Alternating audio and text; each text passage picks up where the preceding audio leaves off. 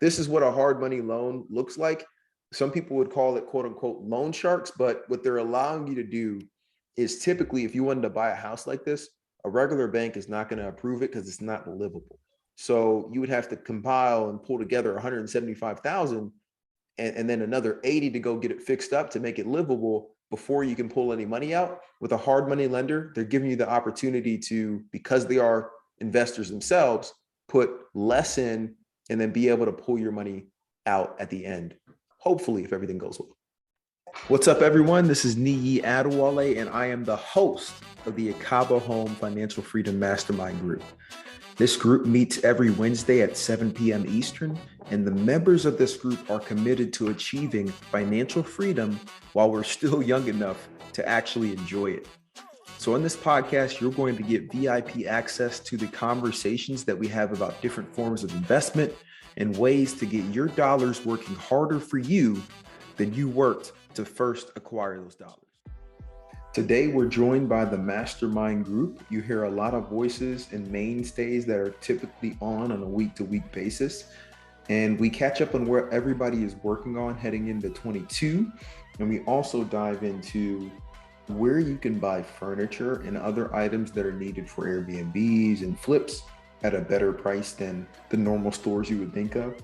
We also dive into taxes and hard money loans. Okay, we use a live example of a hard money loan, explain what it is, the pros and the cons, and show you how it works for an investor. Without further ado, we'll get into the episode. Marcus, what's up, man?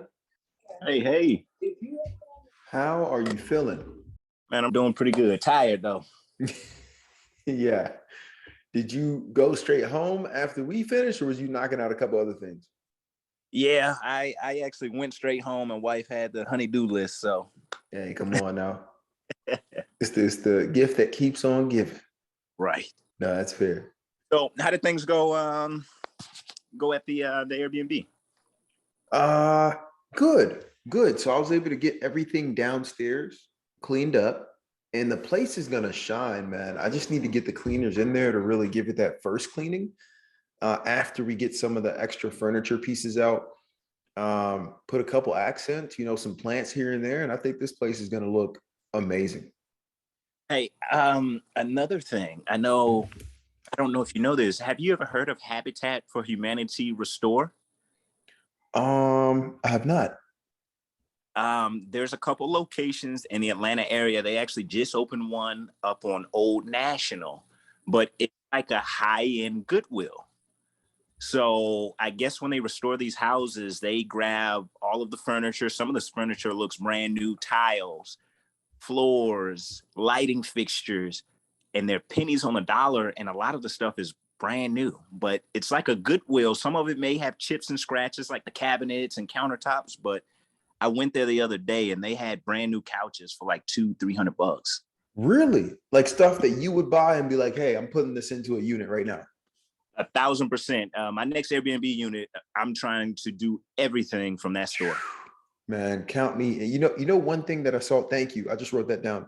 I've actually worked with Habitat for Humanity, but I haven't been to, you said Habitat for Humanity Restore. Right. Restore. Okay. I'm definitely going to check that out. I was in IKEA the other day, or not IKEA, BJ's the other day, just picking up like, paper towels, toiletries and things like that for the Airbnb. And I actually saw a bunch of rugs in there. So typically I get rugs from Home Goods or, right, a place like that. And those rugs are $300, which is cheap compared to other ones. If you get a big one, right, man, they had these same rugs for $140, $150 in BJ's. I'm like, hold up, BJ's sells rugs? So, right. Dude, did you know about that? I know they sell stuff, but it's not like you can go there every single time and find it. It's usually like they'll have a big lot of stuff, and once it's gone, it's gone. That's it. Man, all I know is I saw a bunch of rugs. Next time I'm stopping at BJ's first and then going to all those other stores and the Restore. Do they have rugs in there? Do you know, at the Restore? So the big, 10-foot rugs, and they were like $100, brand new. Oh, yeah. They were like, I thought it was like, that's what really, the rugs is what really, I thought this place was like hand-me-down stuff, but they had multiple rugs with the same designs. And I'm like, oh, they're getting this stuff from the store or from projects or something like that. So, yeah, I plan on retiling my kitchen soon. We're about to redo the kitchen, and Nice. I got to grab some cabinets, and we're going to be retiling the floors and the backsplash. Oh man. Why not, man? Why not? I'll just learn something. Redeem, how you doing? What's going on, fellas? Not much, man. Not much. Marcus was just dropping knowledge. Have you ever been to the Habitat for Humanity Restore? Yeah, they actually just had a good sale that was out Jersey, man. They was giving like, man, they had like items for the low. It was Okay. And it's new stuff. It's not, some of it's used stuff, but it's always good stuff. Yeah. That's dope. Yeah, you can come up. You can actually get a whole house there for real, for real. They do it all. Yeah, I'm definitely going there. It's set. I had BJ's on the list to go and buy like some rugs and things of that nature. But definitely Habitat for Humanity Restore is now on the list. Fade, how you doing? It's been a minute, man. I hope that you've been crushing it still. When last we talked, I know you were still, building the team out and doing your thing out in the DMV. Are you still going to be making it down to the Atlanta area anytime soon? Oh yeah. I don't know. It's not necessarily. So my plan right now is I moved to a new apartment beginning of the year, and I plan on I have like a 6-month schedule as well as 6-month lease to essentially get myself fully automated, and that's the goal for right now. And then once I automate, I'd want to spend another 6 months and kind of get comfortable and just get the reps up with the team that I'd formed at that point. Fair enough. I like it. You're trying to build up the team, make sure that they are up and running and able to kind of handle themselves, and then make a move and start taking on a new market. That makes a lot of sense. Yeah, man. That's like that's my reasoning right now. Super good, man. I'm actually have taken on, since the last time that we talked, I've taken on a couple more management pieces from an Airbnb perspective, which has been awesome. I've gotten referred out to a couple people. I actually should be talking to, so I was actually at one this morning with Marcus, knocking out some, items to get this place up and running, hopefully by February 1st. And then I'm meeting with another owner tomorrow to talk about potentially managing theirs as well. And it's all just economies of scale, man. Once you put the system in place for your own properties, it actually is not that hard to just extrapolate it to other properties, and it gives you more power over controlling how much you have to spend per cleaning, how much you're spending for the lawn. As you know, you can control a lot more when you have more properties to give someone. Yeah, that makes sense. And do you get paid at the same rate as like a normal property manager? Because I feel like you do a lot more work as an Airbnb manager. This is true. So no, the cool thing about Airbnb is there's more money on the table and you do more work, but you are able to take a higher percentage. Typically, anybody that's gonna be your property manager for Airbnb is gonna charge anywhere between 18 and 30%. So I settled my number in at 20% because I own a couple Airbnbs, and I look at this as a benefit to help basically offset some of the costs on my other Airbnbs as far as cleaning costs and things of that nature. Those property management fees are pretty much covering that for me. So I don't mind. Yeah, that makes sense. You're benefiting on both ends. Come on now. Yeah, that's lit. Eric, welcome back, man. How you doing? I'm doing well, man. I'm actually at the gym right now, but I wanted to go ahead and catch my first call of the new year, and, kind of tap back in with you, man. Hey, and start the new year off right. Eric, last time we talked, I know you're at the gym right now, but last time we talked, I know you're getting ready to jump into the game and start buying some real estate here. So we're excited to encourage you along the way and answer any questions, man. Yes, sir. Yeah, man.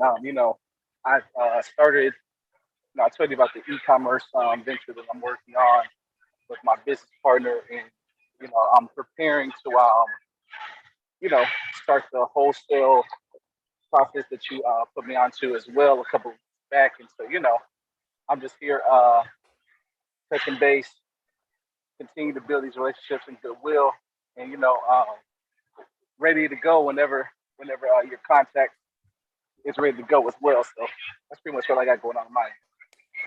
Okay, fair enough. We can actually make that introduction live right now. Oh Fade is man. actually who I was talking about. He is Okay. in the DMV right now. And Fade, I'm not going to speak for you, but potentially looking at the Atlanta market, just need some context to connect with. But Fade, anything to add to that about what you have potentially in the future for wholesaling in Atlanta? I'd want to just copy and paste my operation up here to down there. So right now I'm working on like finding more rentals and stuff like that. Right now I only have one subject to rental. I'm trying to expand that as quick as possible. My goal for this year is to expand it to 20 of them. And DMV is kind of like I know.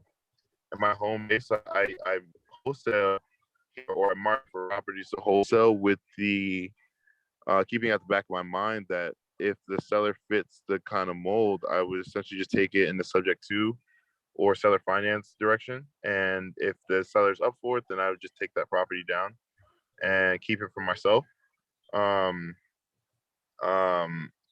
that's essentially what I would do down in Atlanta. I'd start marketing, not necessarily because the market's hot, which it is, but because I'd want to end up owning there as well. So I'd want to own here, Atlanta. I eventually want to move, own in Texas and then Florida as well, and probably some in Arizona. So but Atlanta is my immediate next market. I love it. And while Hey, he's doing, Redeem, go go ahead. To go back to Habitat for Community, check down Atlanta to see if they got material auctions. Because I know in Philadelphia, I've been using them a lot. And right now they got set prices because of the COVID. But, once they get back, and they still got by far cheaper. I get my hustle on a little bit. People need wooden floors. Sometimes they can go lower than 150. It's just that it's come from people that come from bankruptcy. I don't really know how they get their materials, but I mean, you might have flooring. Like I put together 2-3 houses on a shoestring budget. It's pretty really? good. And that was material auctions? Yeah, so they got buildings. Sometimes they sell houses through there. Sometimes they sell anything in there. Windows. You might have like, you can have windows, flooring, refrigerators, heaters, condenser, anything in the house, building, installation, your right time and your right, they might have it once a month, but like right now it's been every day just because they just really set prices. But I mean, you come up there and you get the right bidders in there and they really understand how to bid. I mean, you can get tile for 30 cents a square foot. You can get marble for $1. I mean, people be like, why you spend so much money in your house? But I be like, I spend it, but I really don't. Marble, you might have deep steps, like 60-inch pans, shower pans. It all depends. I got stuff that I'm sitting on right now that is just like, I got doorknobs for got a whole cart just boarded blindly for $100, but I could sell each lot for $5 right now and make almost $1,000. Whoa. Have you ever done that, by the way? Have you went to these stores and said, hey, I'm going to buy a couple of these because it's just such a good deal, and then flip it to other investors or other people? Well, stuff go out the back door for me now. I've been going there for so long. So if you need something, let's just say, hey, look, man, the auction got this is coming up. My man down there, I negotiate my price. So, they cost $10 in the store. If I can get you this rubber roofing that costs $100 in the store or 90 torch now, if I can get you a whole skit for this, absolutely. I put, I do what I do. Okay. Hey, I don't ask any questions, but if you got them deals, man, I'm gonna have to reach out. Material auctions, Habitat for Humanity resource is good. The refrigerators and things like that, you buy at your own risk. But one thing that I do like about the refrigerators and the appliances, if they knew enough, maybe 3 years, they might still have a manufacturer warranty. So even if something do go wrong on them, the manufacturer warranty still. So they got a lot of stuff. Like even right now, they got they got like shark bites for like $1, but it's all 3/8, half-inch pipes. I mean, you can make sense out of it. True. And piece Uh, together a project. Yeah, you could piece it together. Like they be having vinyl, luxury flooring, a lot of stuff that can get you through. Sometimes they have sheetrock, paint, like a whole bunch of stuff, man. And I've been utilizing this auction here in Philly for some years now, so I'm pretty sure they got them everywhere. Okay. No, I'm definitely going to look into both of those. I'm actually was planning to go hit the road this weekend because I got to pick up some items for this new Airbnb. Yeah. And hey, if I find some deals, I will come back and let you guys know. Last time we talked, Redeem, I know we dug deep into like Airbnbs and things of that nature. You've had a week or so to kind of think about it. Anything that's popped up since then? Any progress or any questions that you have?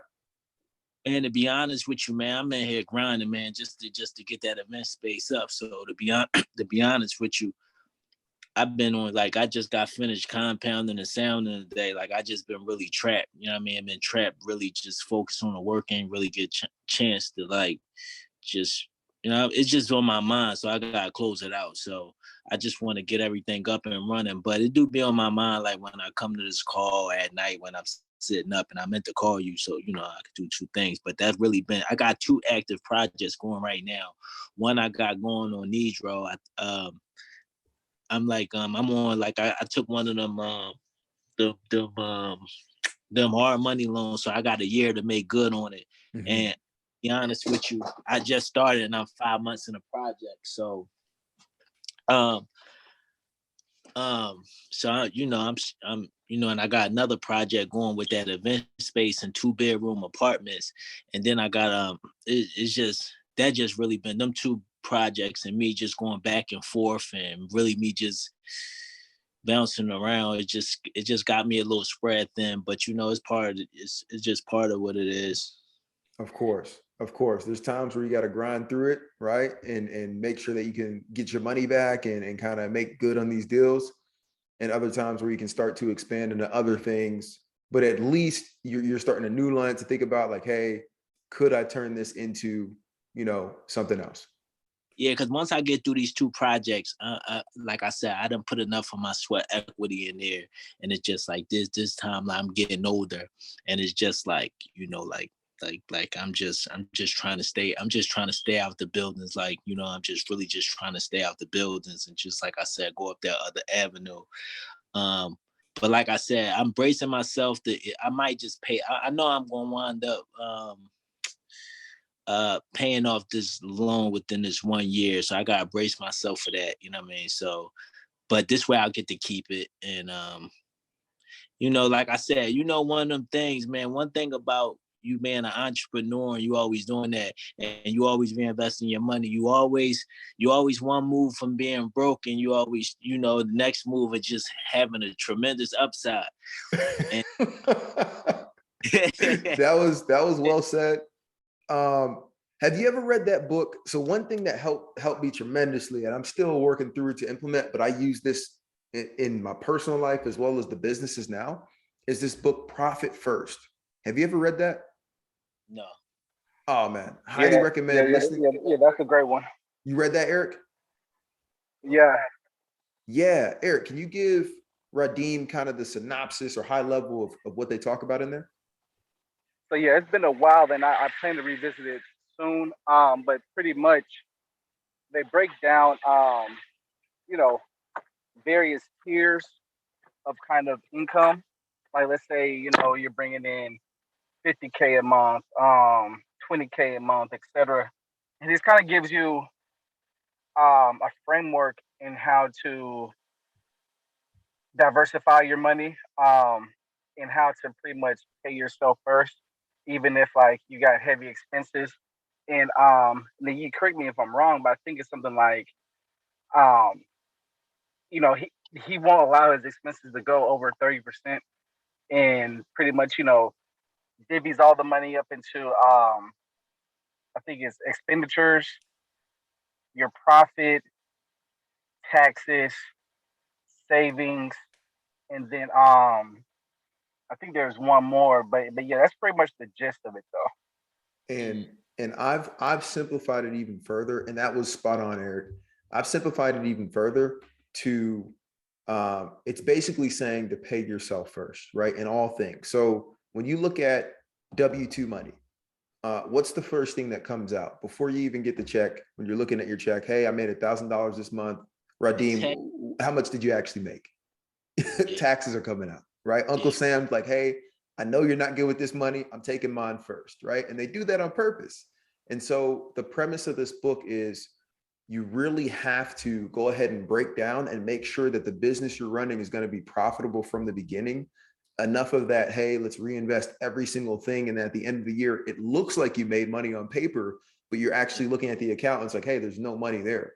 And so he uses almost like the back in the day before all this digital, banking, where people used to have the envelope method where, hey, this much money is going for this rent, this much money is going for savings. I separate out bank accounts in the same way. So I use 3 bank accounts for any business and my personal life that I run. If $1,000 comes in today from managing a property throughout a month, 10% of that will go to profit. 15 to 30%, depending on what bracket I'm in, is going to go to taxes. And the remaining of that is going to stay in the operating account to be used for operating expenses. And the goal is to eventually get it to where you're fully optimized to maybe 40% of that's going to profit.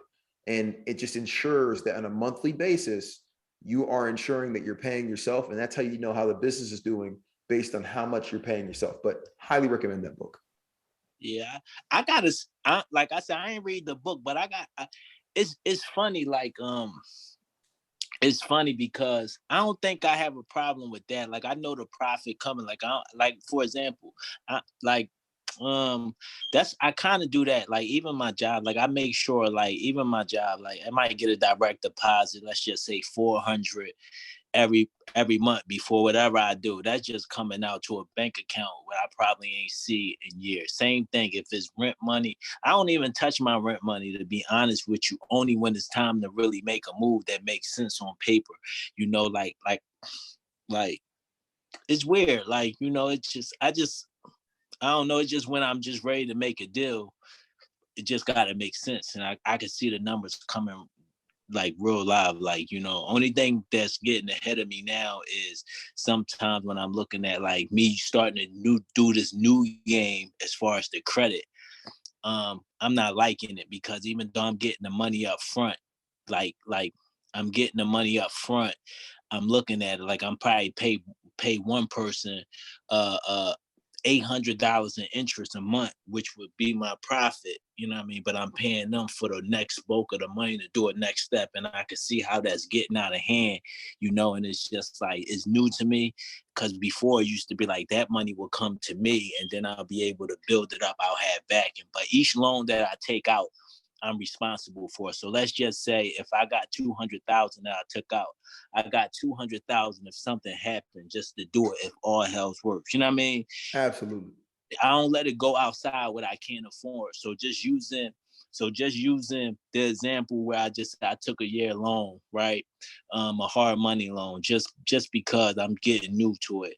I got, like I said, it's 100,000, right? In a year, I'm gonna have to be responsible for the 100,000. So I gotta have 100,000 right there because I'm not letting them take anything, and I probably won't extend it in fees and everything. Because I look at the numbers and I be like, damn, like I'm paying these guys damn near $700 to $800 interest, and that's like, in 5 years I can make that 100 grand back if I'm patient enough. Absolutely. And one thing that you bring up with the fees for hard money lenders, I was just talking about this with another investor last week. That's where you ultimately would be ideally to get to, right? If you can amass enough of wealth or partner with people or pull it out of the properties to be able to lend others on deals, you're literally having your money work for you without having to do a whole lot. Now you still got to underwrite the deal, make sure it makes sense, that the investor that you're lending to is able to, complete their game plan. But I mean, that's the top of the ladder, I would say.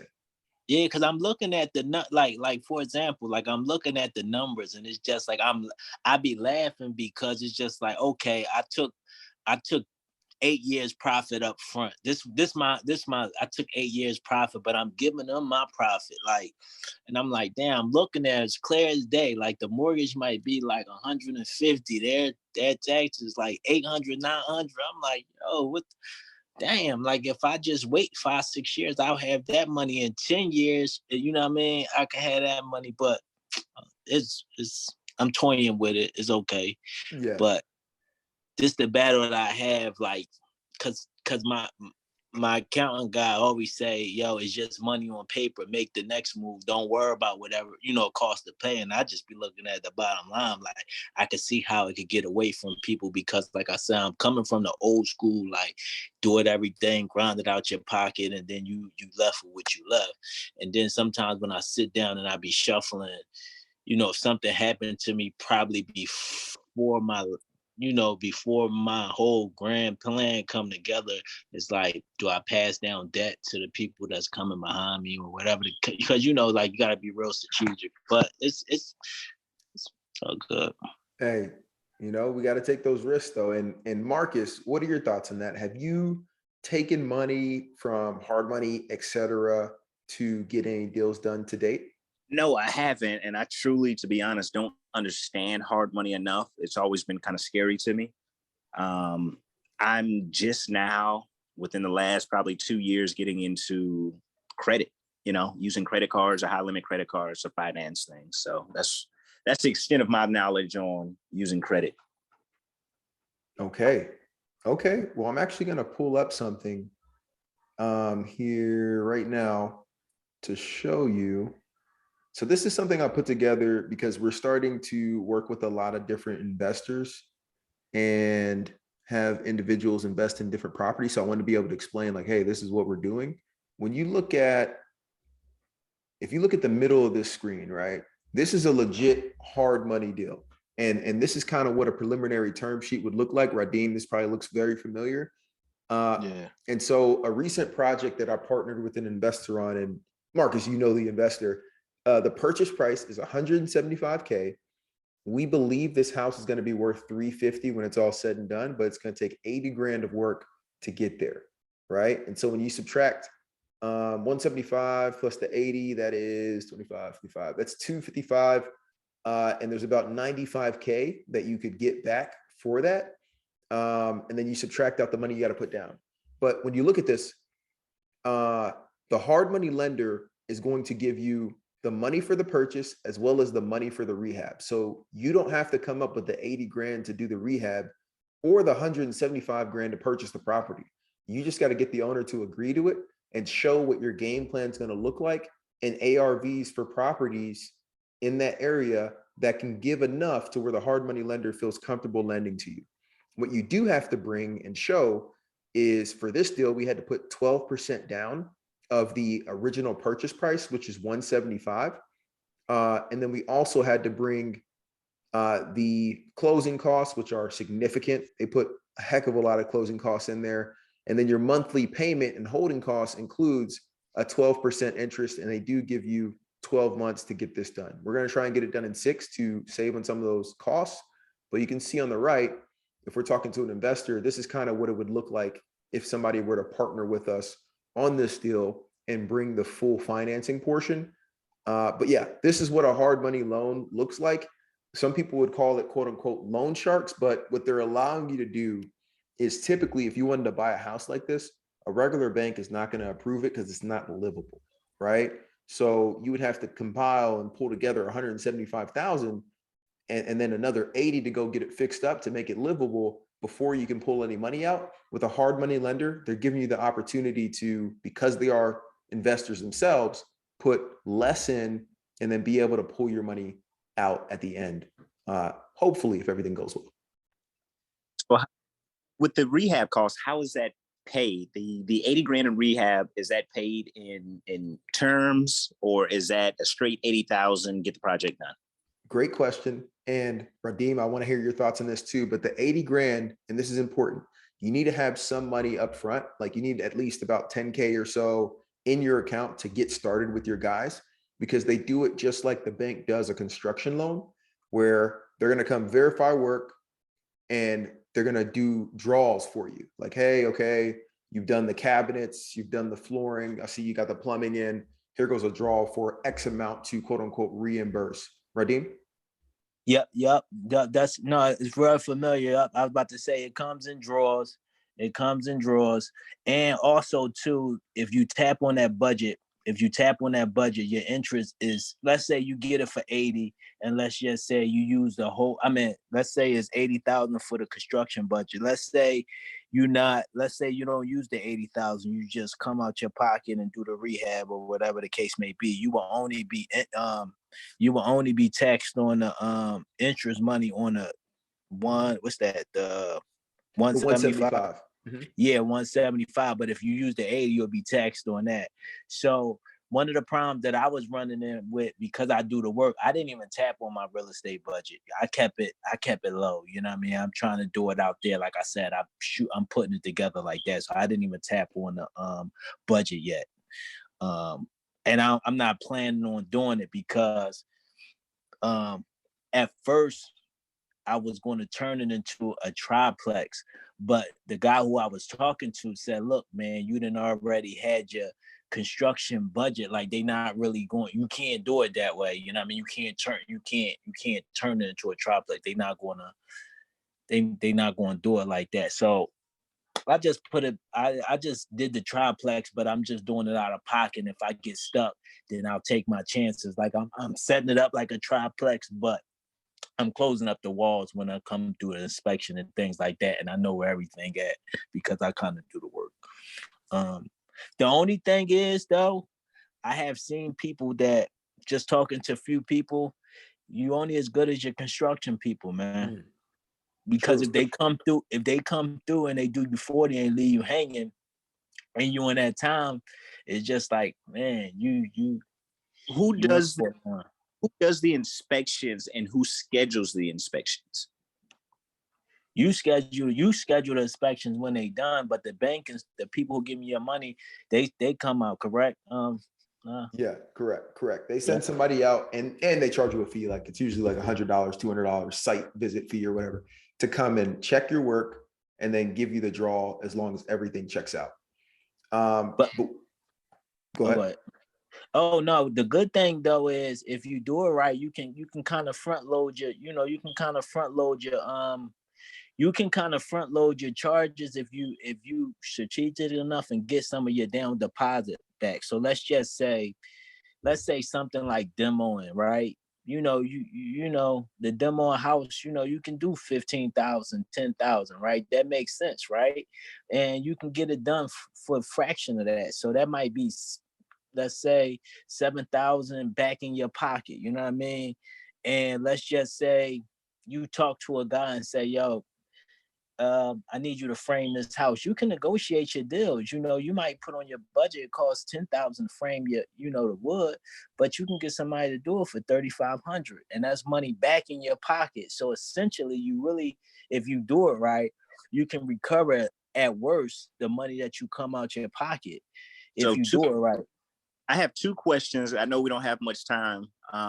One question is that metric, or the metrics of when you get paid, or what phase that you're in, or what draw phase that you're in, is that outlined in the contract?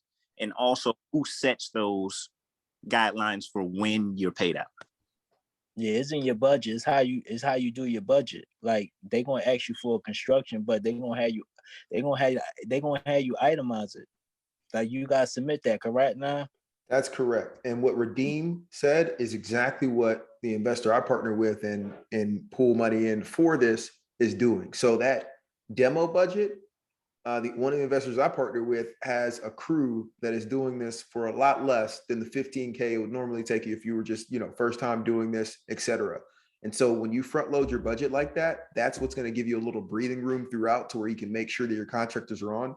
But at the end of the day, Marcus, you just got to be on your guys. You got to have that crew one after another ready to rock and not mess around with this thing, because you don't want to start running up against it toward the end. And can't wait. I tell people all the time, because like I said, you got 2-3 phone calls for me. And if you ain't done, I ain't chasing you for no 2-3 months. It's on with the next people. And you just gotta just like be careful on how you kick out your money to the people. But the one thing that I do like about this process, like you mentioned earlier, is less red tape. Like literally, they don't really care about where the money come from. Like you got the money there, it's like, all right, bet. It ain't no, you gotta produce all types of paperwork. It's just like, damn, like you could, it's like it's It's ridiculous. Like it seem like they turned a blind eye. Like I And popped up with 30-40 grand in the bank. They didn't care where it was at. I'm so used to dealing with other banks, too. Man, like, no, you got it. We don't, you doing business. Like, what's up? and to that point, one of the main benefits that you just mentioned is it's all about you, right? Your history, your track record with doing flips, things like that, and their comfort level. If you develop a relationship with one of these hard money lenders, they can start lending to you on a lot of deals.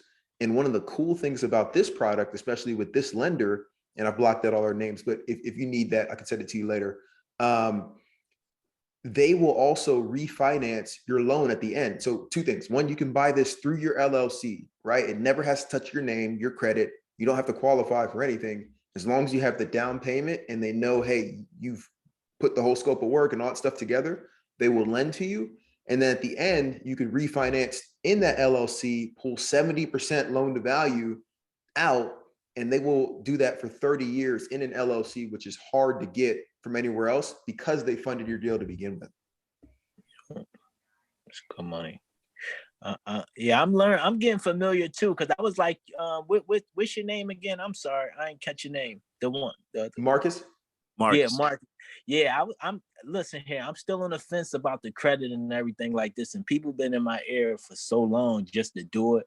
But like it's just all like me. I still use the same method of not letting it get beyond me, and having some to get, have some backing. But it's a good thing if you do it right and you got your crew and you got it running. You know what I'm saying? Because a lot of people do get messed up just because of their guys is not producing. And sometimes people just move a lot fast. They rather have 10 houses and make 5-6 houses in 1 year, and they know they can't really keep it up. And it's just like you can't move. You want to move fast, but you just want to be steady too. So it's Hey, like you betting on yourself.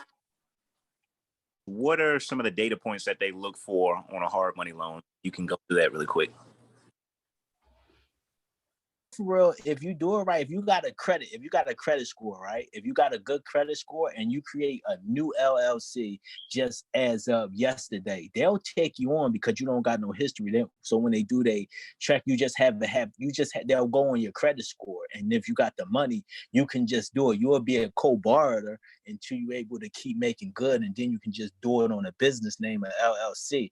But you can literally create an LLC today, and you won't have really no history. But if you got good personal credit, they can kind of use that to personally back the loan as you as a co-borrower, and then that can get you started. That, and then also adding on to that point, so for this deal, because I'm working with an experienced investor that's done it a couple times with these people, they're allowing 12 and 10% down payment. If you're going to do it first time, you're probably looking closer to 20% down payment. 20%. Yeah, that's good exactly. Too. I meant to say that. That's 12. I know I was in the 20 up. Just because the first couple of deals. After that, you can start to say, hey guys, come on. And you can also get them to close a little quicker after they've worked with you for a while. They'll be able to run the numbers quicker. Marcus, did you have to follow up? No, I think that's great information. That's something I'll definitely look at in the future for sure. And the trick is just getting a lender. Lender don't always come, it ain't always easy to come by, man. Like you just said, that's like if you're on the land and he got your guys and he get your lender and they playing ball, that's half the battle right now. Because I remember a lot of times people wouldn't even give me their lenders when I asked questions. It was just like a secret. I'm like, damn, it's like that.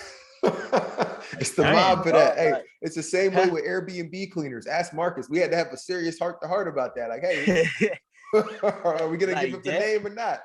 Yeah, like damn, dog. Like it's that deep. Like, all right,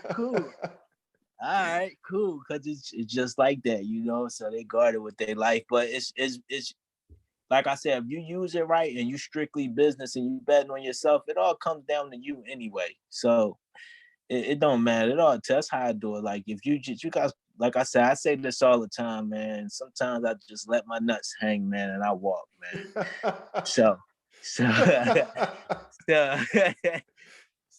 it's you know, when if it's meant for you, you're gonna do it, and you're gonna have a lot of ups and downs, man. You're gonna have ups and downs, but you build yourself up. So when you do take a fall, you bounce right back up. And that's what I'm learning. And just had the coverage to do it, you know what I mean? That's the most important part. But I'm on the fence too. Like I'm still getting like control of this credit, but it's just like I like it, you know what I mean? Because I can make 2-3 moves and I got a little cushion. Like right now, it just, you know, to have some of like I said, 2 projects I was able to sacrifice that. Like I said, I pretty much took my rental income up front for you know what I would have made in 15 or 20 years, you know, up front. So if I'm consistent and I'm disciplined in my habits, then I have nothing to worry about. It's just if rental don't come in or the balance in the books, I just got to go out there and make it up somehow.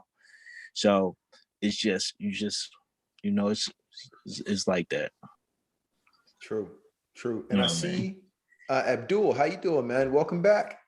Yeah, man, appreciate it. How are you? Super good. Happy New Year. We are just trying to get this new year kicked off right and getting updates from everybody about kind of their goals for this year. What are some of the goals that you have for 2022 from a business standpoint? Business for 2022 for me, my goals but like you know what I'm doing, right? Like in financial services, just helping people with life insurance retirement plans. Majorly, my goal is to hit about 100 to 200K this year. So you know, I looked at my numbers, looked at my team, and what I got going, and we can do it. It's just a matter of you know, and the way this year is starting, man, it's crazy because the momentum, like everyone is just ready to like get it. Like this year is just different for some reason. Like everyone's just ready to get it. Like just go get it. And yeah, that's what I'm seeing. So right now, you know, our goals, our targets, we've been hitting it. So like this first week and a half, right, going to first week and a half, everything's been going smooth. We're just pushing with momentum, you know. That is the key. And we got about 30 seconds. I'm wishing everybody here a happy new year and much luck in 2022. Similar to what Abdul said, I truly believe it's a build year for all of us. All right. And that was the episode with the Mastermind group. We want to thank you so much for listening through. If you enjoyed this episode, please go ahead and leave us a rating and review on your favorite podcast app and hit that follow button so you can be alerted whenever new episodes are dropping. We wish you an amazing rest of the week and we will catch up with you next week. Thank you.